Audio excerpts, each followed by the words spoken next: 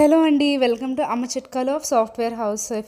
ఈరోజు మన వీడియో వచ్చేసి ములంకాడ కర్రీ, బట్ కొంచెం డిఫరెంట్గా అయితే చేసుకుందాము. ఇది పాలు పోసి వండుతున్నాం అనమాట, అందుకే డిఫరెంట్గా అన్నాను. దీనికోసం ముందుగా ములంకాడ ముక్కలు చిన్నగా కోసి పక్కన పెట్టుకోండి, వాటర్లో వేసేయండి. తర్వాత పచ్చిమిరపకాయలు అలాగే ఉల్లిపాయ ముక్కలు కూడా సన్నగా తరగండి. పచ్చిమిరపకాయలు సన్నగా తరుక్కోవాలండి, ఎందుకంటే మనం పాలు వేసిన కూరల్లో అది జనరల్లీ కారం అయితే వేయం, అందుకే అవి ఎంత చిన్నగా తరిగితే అంత టేస్ట్గా వస్తాయి. ఇప్పుడు బాండీ పెట్టి ఆయిల్ నెయ్యి అన్నీ వేసుకుని పోపు దినుసులు, పచ్చిమిరపకాయ ముక్కలు, అలాగే ఉల్లిపాయ ముక్కలు అండ్ అల్లం ఇక్కడ చూపిస్తున్న విధంగా వేసుకోండి. తర్వాత దాంట్లోనే ఉప్పు, పసుపు అలాగే అల్లం వెల్లుల్లి పేస్ట్ కూడా వేసి కరివేపాకు అయితే తుంచుకోండి. ఇవి బాగా వేగిన తర్వాత ముందుగా కడిగి పెట్టుకున్న ములంకాడ ముక్కలు కూడా వేయండి.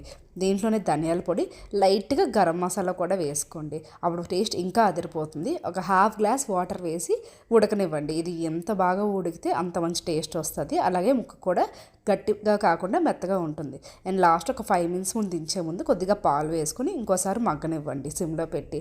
అంతే అండి, ఎంతో టేస్టీగా ఉండే ములంకాడ కర్రీ అయితే ఈ విధంగా రెడీ అయిపోతుంది.